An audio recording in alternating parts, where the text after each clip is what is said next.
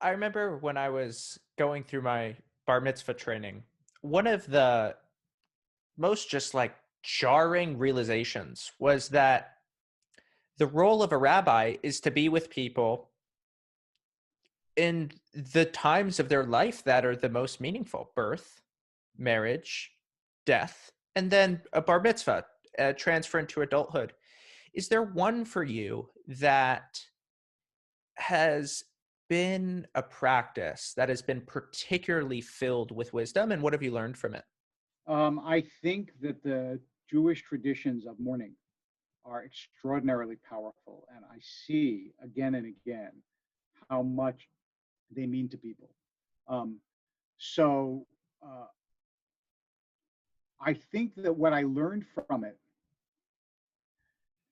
if I can put it in these words, is that the only way to live is by a certain betrayal of the memory of those who died.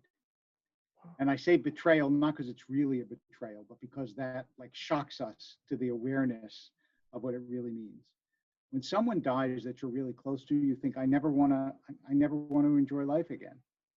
I never want to sit down to a nice meal. I never want to, because I've lost this person who meant everything to me. And yet you have to. And Judaism, the first thing you're supposed to do when you come back from the cemetery is to have a meal.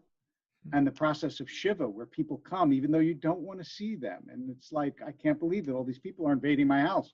The process of Shiva is a way of yanking you back into life precisely because you don't want to be yanked back into life. And you feel like it's a betrayal to be yanked back into life. And yet it is essential.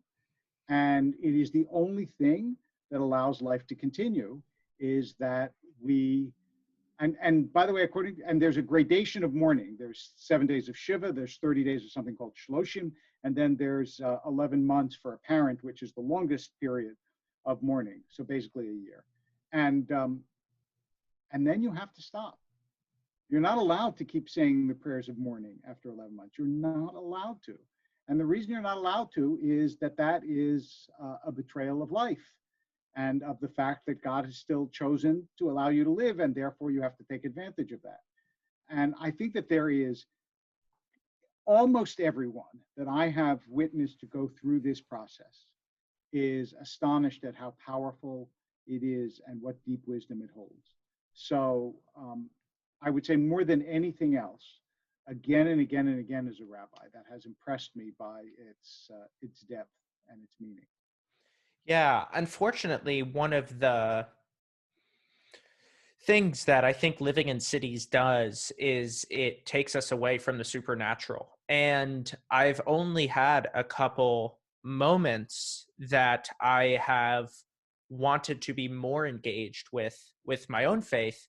And one of them was when my dad's brother died. He died quite young, and his burial, it was bizarre because he's usually has so much composure, and same with a lot of people in the family. And I was watching, I think it was the first time I ever saw my dad cry.